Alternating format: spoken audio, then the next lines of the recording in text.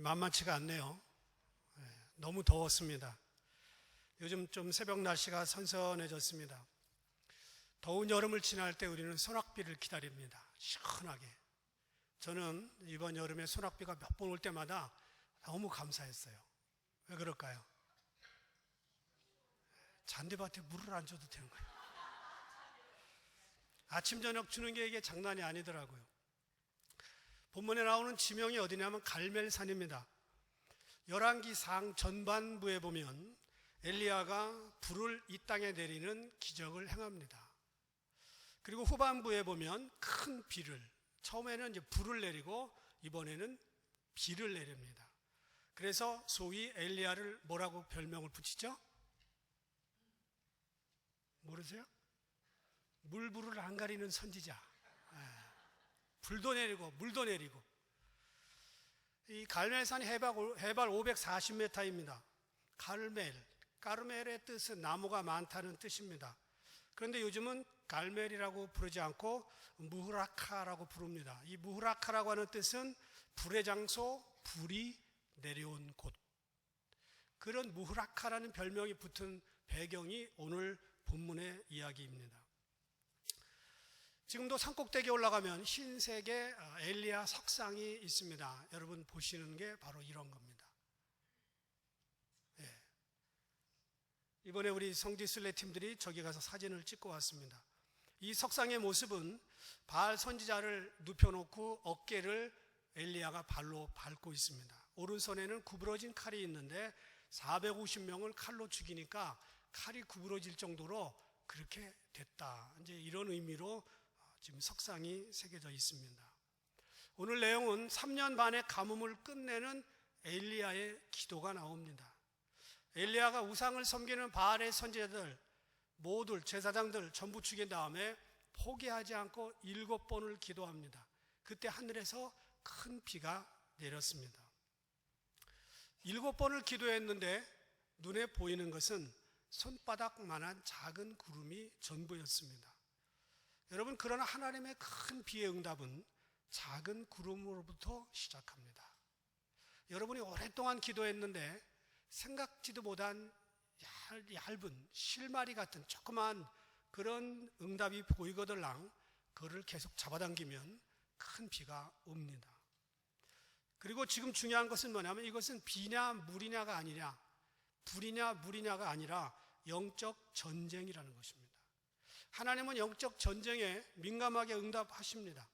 특별히 선교지 같은 데 가보면은요, 영적 전쟁이 얼마나 심각한지 단기 선교만 며칠 다녀와도 알 수가 있습니다. 바알의 선지자와 영적 전쟁에서 승리한 엘리야, 그는 기도할 때 큰 비를 내렸습니다. 영적 전쟁을 잘 치르고 나면 하나님이 축복을 해주십니다. 그 축복이 오늘 비로 내려졌습니다. 저와 여러분이 살고 있는 이 시대는 영적 전쟁이 치열하게 벌어지고 있는 현장입니다. 아무것도 아니게 하루가 돌아가는 것 같아도 영적인 싸움은 눈에 보이지 않지만 굉장히 치열하게 벌어지고 있습니다. 얼마 전 서울대학교에서 실제로 있었던 일인데 서울대 공대 교수님이 자기가 실제로 겪은 이야기를 들려주었습니다. 과거에는 무슬림 학생들이 몇 명 없었습니다. 그래서 70명 클래스에 거의 없든지 한 명이 있을까 말까. 그런데 요즘은요, 서울대 클래스에 4명, 5명, 6명 이렇게 클래스에 무슬림 학생들이 많이 들어옵니다. 얼마 전에 강의를 하는데 이분이 강의를 하는데 갑자기 무슬림 학생들이 한꺼번에 일어나더니 땅바닥에 엎드리면서 기도를 한 거예요. 큰 목소리로. 그래서 교수님이 이렇게 얘기했습니다. 나는 제군들의 종교를 존중한다. 그런데 지금 수업 시간이니 방해하지 말고 밖에 나가서 기도하고 다시 들어오는 게 좋겠다. 그랬더니 그 학생들이 자기들의 기도를 방해했다 그러면서 소리를 지르고 항의를 하고 강의를 방해했습니다. 그리고 강의가 끝난 다음에 실험실 전화로, 교수 핸드폰으로, 인터넷 홈페이지로 계속 항의를 했습니다. 결국 전화가 불통이 됐고요. 인터넷이 다운됐습니다. 일을 할 수가 없어서 집에 갔는데 집 전화로 전화가 왔습니다. 그러면서 하는 말이 알라를 경배하는 것을 당신이 방해했기 때문에 당신을 처형하겠다. 그만두지 않겠다. 당신 둘째 딸이 어느 유치원에 다니는지 우리가 알고 있다. 그 다음날 출근을 했는데 총장실에서 전화가 왔습니다. 대사관에서 공식 항의서가 날아왔다는 것입니다. 그 내용은 이런 것입니다. 우리 학생들을 귀교회, 당신의 학교에 유학시켰을 때는 모든 것이 안전하다고 하는 환경을 보고 보낸 것이다. 알라를 경배하는 것이 가장 중요한 조건인데 그것이 보장되지 않았다. 학습권보다 더 중요한 것이 이 고난이다. 존중해달라. 기도 초서를 만들고 알라를 경배하는 것을 방해한 교수를 처벌하라.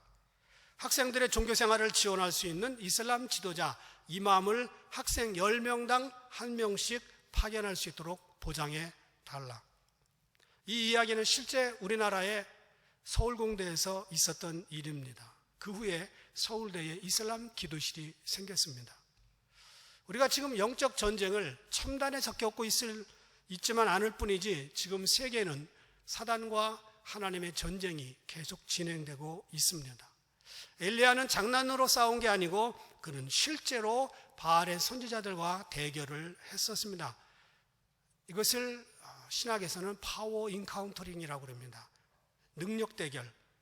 엘리야가 가졌던 영적인 무기들을 우리도 가질 수 있다면 우리도 넉넉히 이길 수 있습니다. 첫 번째 우리가 가져야 될 무기는 무엇인가? 따라합시다. 큰 비의 소리를 듣는 귀. 바다 저편 갈멜산에서 바라보면 저쪽 끝에 있는 바다가 눈에 거의 보이지 않을 정도로 있는데 거기가 지중해입니다. 손바닥만한 구름이 생기기 시작했습니다. 그런데 여기에서 큰 비의 소리가 있나이다 이렇게 말합니다. 아무것도 아니, 지금 nothing happened. 아무렇지도 않아요. 그런데 그는 큰 비의 소리를 들었습니다. 눈으로는 작은 구름을 보았지만 귀로는 엄청난 소낙비의 소리를 듣고 있었던 것입니다. 그리고 왕에게 말합니다. 빨리 피하라. 엘리야는 누구도 듣지 못한 영적인 그런 큰 비의 소리를 들었습니다. 여러분, 영적인 사람들은 남이 듣지 못하는 소리를 듣는 귀가 있어야 됩니다. 늘 하나님께 귀가 향해져 있어서 주님이 지금 이 시간에 이 장소에서 나에게 무슨 말씀을 하시고 있는가? 엘리야의 승리의 비밀은 거룩한 귀였습니다. 성도들이 세상 살면서 승리할 수 있는 방법이 바로 이것입니다. 하나님의 음성을 듣고 그 음성에 순종하는 것. 큐티가 뭐예요? quiet time, 조용한 시간입니다. 나는 조용히 하면 주님은 말씀하시는 것입니다. 새벽 기도가 별거 아닙니다. 내가 하루를 시작하기 전에 주님의 음성을 듣겠다는 것입니다. 조용한 시간, 조용한 장소에서 하나님은 우리 영혼에 수도 없는 말씀을 하시고 계십니다. 우리는 침묵 속에 들려오는 그 음성을 들을 수 있는 영적인 귀가 있어야 됩니다. 시편 143편 8절에 보면 이런 말씀이 있습니다. 다 같이 한번 읽어보겠습니다.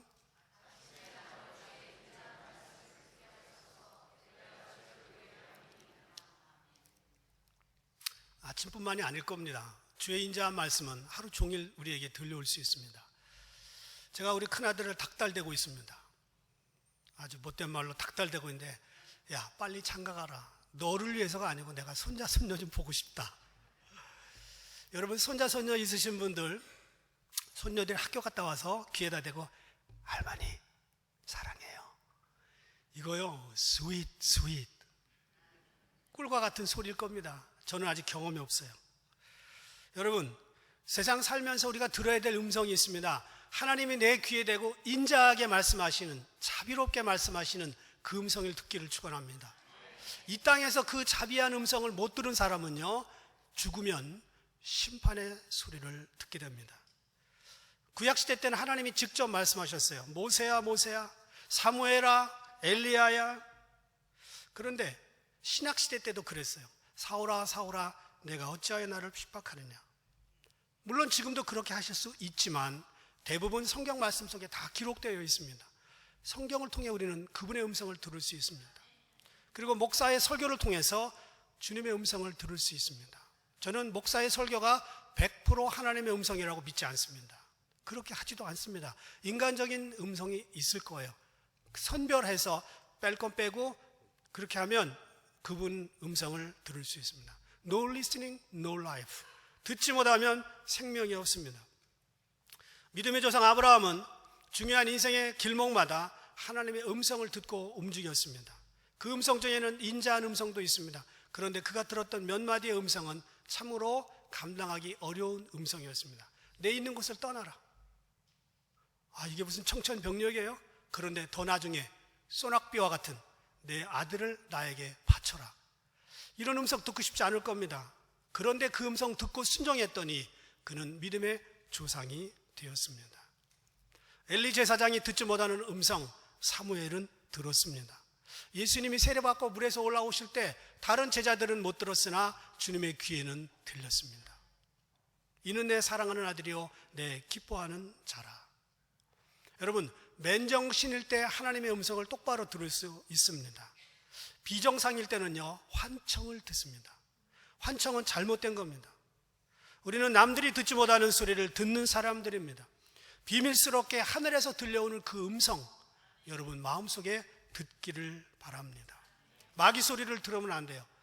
요즘 마지막 때가 더 점점 가까워져 오니까 유독 마귀의 소리를 듣는 사람들이 많아졌습니다. 그래서 저도 유튜브나 이런 데서 보면서 이거는 온전한 하나님의 음성이 아니다 분별할 때가 많이 있습니다. 2016년 3월 1일, 3년밖에 안 됐습니다. 러시아 모스크바의 한 아파트에서 30대 유모가 자신이 돌보던 4살짜리 아이의 목을 베었습니다. 그리고 그걸 들고 공공장소에 나와서 알라후 아크바르, 알라는 위대하다 소리쳤습니다. 알라가 시켰다는 거예요. 귀신의 소리를 들은 것입니다. 우리는 누구 목소리를 듣느냐에 따라서 운명이 달라집니다. 요한복음 10장 27절 다 같이 한번 읽어보겠습니다. 시작.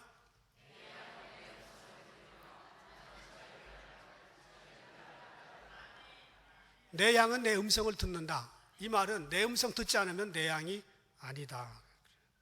양은 들어야 삽니다. 시력이 엄청 약하대요. 목소리를 들어야 양은 생명을 부지할 수가 있습니다. 여러분, 하나님의 목소리를 거절하면 나중에 우리가 애원하는 목소리를 하나님이 외면할 수도 있습니다. 하나님의 음성을 듣는 것이 무슨 신비한 은사인 것처럼 가르치는 단체들이 있습니다. 아니에요.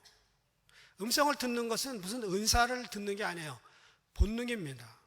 양이 목자의 음성을 듣는데 무슨 스페셜한 리스닝 무슨 툴이 있어야 돼요? 아니에요. 그냥 듣는 겁니다. 여러분 지금 제 설교 듣는데 무슨 신비한 은사를 가지고 여러분 듣습니까?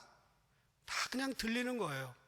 하나님은 지금도 우리에게 말씀하셔요. 조금만 귀를 기울이면, 그러면 주님의 음성을 누구도 들을 수 있습니다. 왜 못 들을까요? 이런 이유가 3가지가 있어요. 첫 번째, 귀가 고장나면 못 듣는다. 영적인 malfunction, 잘못된 기능은 듣지 못합니다. 두 번째, 너무 멀리 있으면 못 들어요. 지금 식당에서는 제 음성 못 듣습니다. 아무리 마이크를 해도 못 들어요. 그 다음에는요, 가까이 있어도 딴 생각하거나 딴 일을 하면 못 듣습니다. 바쁘다는 말이죠. 제 설교 때 주무시는 분은 못 듣습니다.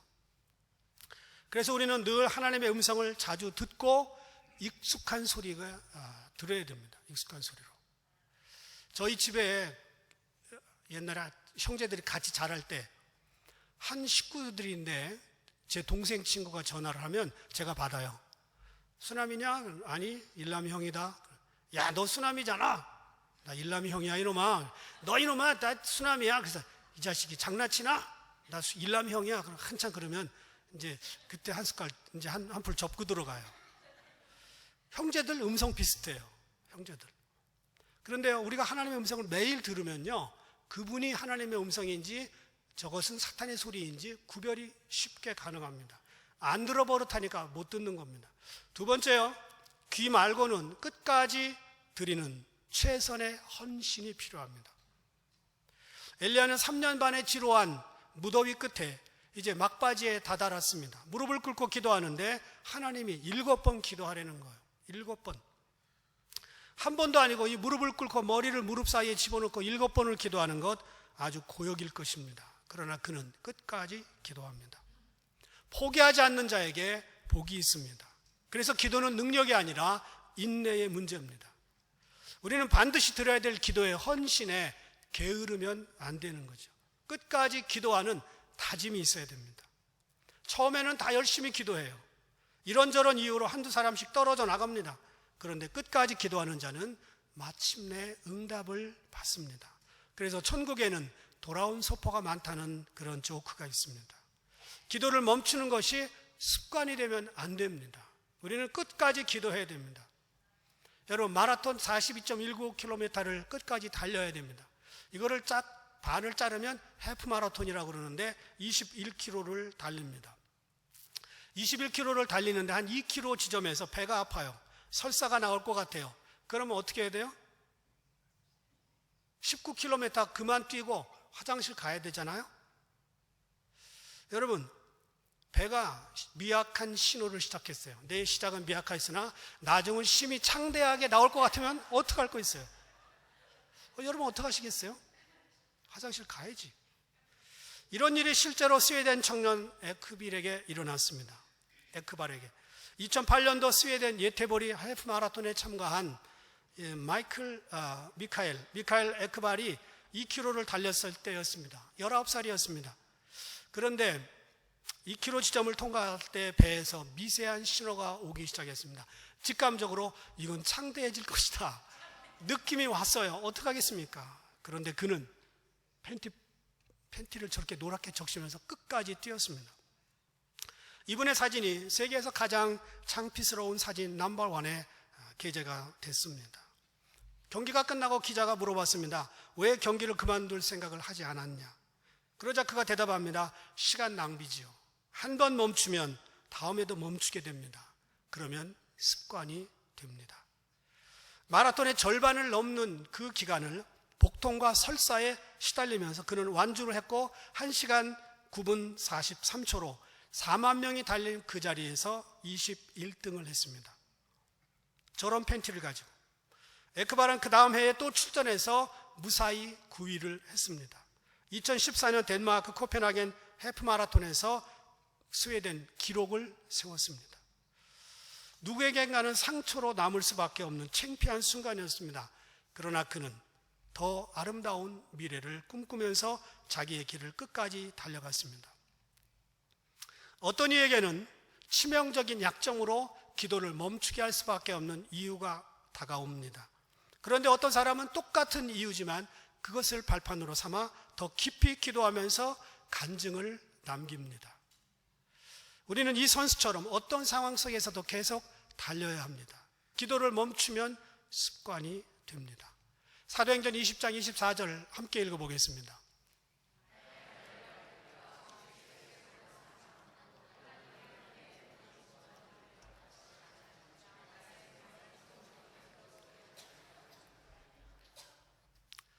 에크발은 팬티를 버리면서 달렸지만 바울은 생명을 아끼지 않고 달렸습니다. 여러분, 그는 핍박과 감옥과 죽음의 위협이 노출된 데에서 끝까지 달렸습니다. 멈추지만 않으면 반드시 승리가 보장되어 있는 것이 성도들의 믿음입니다. 왜냐하면 예수님이 이미 끝장을 내셨기 때문에, 승리하셨기 때문에 멈추지만 않으면 결과는 뻔합니다. 우리가 이깁니다. 미국의 어느 서부 작은 도시에서 있었던 일입니다. 구세군을 믿는 한 여인이 마을에서부터 전도를 합니다. 마을에서. 그리고 집집마다 문을 두드리는데 그 집은, 어느 한 집은 한 노인이 살고 있는데 절대로 문을 열어주지 않고 교회를 거절한다는 것입니다. 그런데 마침 이 여인이 아기를 안고 방문을 했습니다. 똑똑 두드리면서 아기 우는 소리가 계속 나니까 할아버지가 아기 우는 소리에 문을 열었어요. 아기를 싫어할 할아버지는 없죠. 아기를 안기면서 애를 좀 도와달라고 그렇게 하면서 접촉을 하고 그리고 예수 그리스도를 소개했습니다. 그러자 그가 교회에 다니겠다고, 예수 믿겠다고, 그리고 예배 자리에 나왔습니다. 어느 날 그를 세워놓고 간증을 시켰습니다. 그러자 그 할아버지가 이야기합니다. 내가 지나간 수십 년 동안 교회를 거절했다. 그런데 내가 드디어 예수를 영접하고 교회 다니기로 했다. 그리고 가서 자리에 앉았는데 또 다른 할아버지가 앞에 나오더니 이렇게 말합니다. 50년 전에 25명의 젊은이들이 저분을 위해 매일 기도하기로 작정했습니다. 그런데 저분이 오늘까지 하나님께로 나오지 않다가 드디어 나왔네요. 24명은 이미 천국으로 갔습니다. 제가 마지막 사람입니다. 25명이 지나간 50년 동안 기도하면서 그 한 영혼을 위해서 기도하다 죽어갔습니다. 그런데 하나님은 끝까지 기도하는 그 기도를 들으신 것입니다. 여러분, 대부분의 성도들은 매일 똑같은 기도를 드립니다. 거의 똑같습니다. 거의. 내용이 똑같아요. 주제가 똑같습니다. 어쩌면 지루해 보이는 기도를 매일 드릴 수 있는 이유는 승리가 보장되기 때문입니다. 우리가 인내가 절대적으로 필요한 것입니다. 기도는 끝까지 해야 되는 것입니다. 여러분, 돌아온 소포의 주인공이 되지 마시고 여러분, 뜨거운 그 기도의 응답자들이 되기를 바랍니다. 세 번째, 엘리야의 무기는 능력의 임재였습니다. 그는 영적인 귀가 좋은 장점이었고요, 또 인내하는 헌신이었습니다. 세 번째는 능력의 임재였습니다. 46절 보니까 여호와의 능력이 엘리야에게 임하매 그가 허리를 동이고 이스라엘로 들어가는 곳까지 아합 앞에서 달려갔다. 자, 7번 기도하기 전에 3년 반 동안 어딘가에 숨어 있을 동안에 여호와의 능력이 그에게 없었을까요? 있었어요. 그러나 7번 기도한 다음에 여호와의 능력이 더 임한 것입니다. 듣는 귀가 있다고 끝없는 헌신을 드린다고 보장되는 게 아니고 마지막에는 하나님이 도장을 찍어주셔야 됩니다. 여호와의 능력이 없다면 이전까지 기도했던 모든 것이 헛수고가 될 것입니다. 여호와께서 함께 하실 때 비로소 우리의 노력이 빛을 발하는 것입니다. 엘리야의 나이가 얼마인지는 모르지만 대부분의 학자들이 이때 노인이었을 것이라고 말합니다. 노인이 그것도 산 비탈에서 마차보다 빨리 달려갈 수가 있을까? 젊은 사람들도 어려운 일입니다. 그런데 그는 하나님의 임재가 있을 때, 하나님의 능력이 임했을 때 마차 앞서서 달려갔습니다. 그것도 20여 킬로가 떨어져 있는 이스라엘까지. 여러분, 마차보다 빨리 달리는 것은 젊은 사람도 어렵지만 여호와의 능력이 임하면 그것은 아무 일도 아닙니다. 여호와의 능력이 엘리야에게 임했다는 말의 히브리어 원문은 여호와의 손, 야드 제호바 이렇게 나옵니다. 여호와의 손이 엘리야에게 있었다는 뜻입니다. 대부분 영어 번역본들도 그분의 손이, 주님의 손이 함께했다. The hand of the Lord 이렇게 나옵니다. 특별히 리빙 바이블에는 이렇게 나와요. 주께서 엘리야에게 특별한 능력을 주셨다. Special strength to Elijah. Special strength. 여러분, 하나님께서 저와 여러분에게 인생의 몇 번쯤은 스페셜 스트렝스를 줄 수 있기를 축원합니다. 여호와의 능력이 없으면 돌파할 수 없는 문제들이 인생에 너무나 많습니다. 마차보다 빨리 달릴 수 없는 것이 인간이지만 여호와의 능력이 임하면 그것은 아무 문제가 될 수가 없습니다. 논리로 설명이 불가합니다. 그러나 기도 속에는 비밀이 들어 있습니다. 세상은 자기 나름대로 힘을 자랑합니다. 돈 많은 사람은 재력, 공부 잘하는 사람은 실력, 건강이 무기인 사람은 체력, 세상에 권세를 가진 사람은 권력. 조국의 딸은 아버지가 그랬다는 거 아니야. 이것도 힘이다. 부모의 힘도. 여러분, 여호와의 능력은 세상 그 어떤 힘보다 우세하고 완전하고 강력합니다. 여호와의 능력, divine power, 이것이 저와 여러분에게 임해야 될 줄 믿습니다. 야고보서 5장 16절 18절 함께 보겠습니다. 이러므로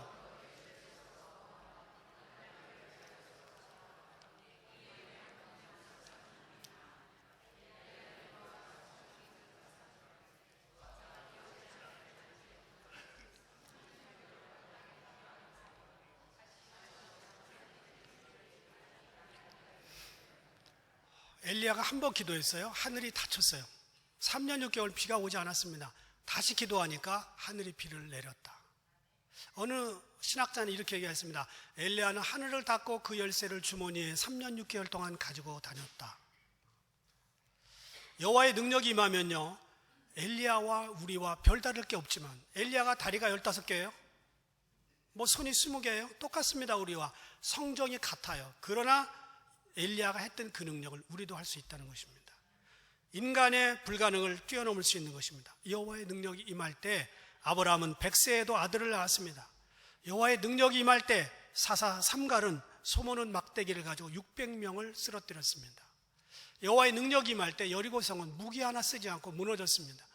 여호와의 능력이 임할 때 홍해는 말없이 갈라졌습니다.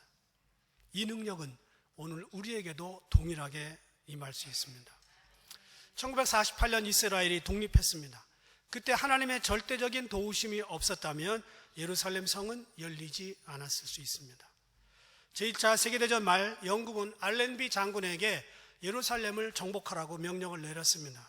그런데 군사력이 뛰어난 터키 군들이 지키고 있었습니다. 함락이 쉽지 않았습니다. 물론 영국이 훨씬 뛰어납니다. 그러나 알렌비 장군은 크리스찬이었기 때문에 거룩한 성 예루살렘을 대포를 쏘고 폭탄을 던져서 찾고 싶지 않았습니다. 유혈 폭동을 일으키고 싶지 않았습니다. 그래서 그는 외부에 진을 치고 장막을 만들어 놓고 텐트를 쳐놓고 그냥 기다렸습니다. 터키 군들이 깜짝 놀랐어요. 당장이라도 쳐들어올 것 같은데 지금 뭐하지? 그런데 알렌비 장군은 금식하면서 기도했습니다. 알렌비라고 하는 이름의 뜻은 하나님께서 대적하신다는 뜻입니다. 터키 군들이 알았어요. 하나님께서 대적하신다는 이름을 가진 저 사람을 우리가 건드릴 수가 있겠는가? 그리고 저 사람은 지금 밖에 텐트 쳐놓고 뭐 하고 있는 거지? 금식하면서 기도한다는 소문이 들리기 시작합니다. 며칠이 지났습니다. 두려움에 떨다가 스스로 예루살렘 성문을 열고 영국군에게 무조건 항복했습니다.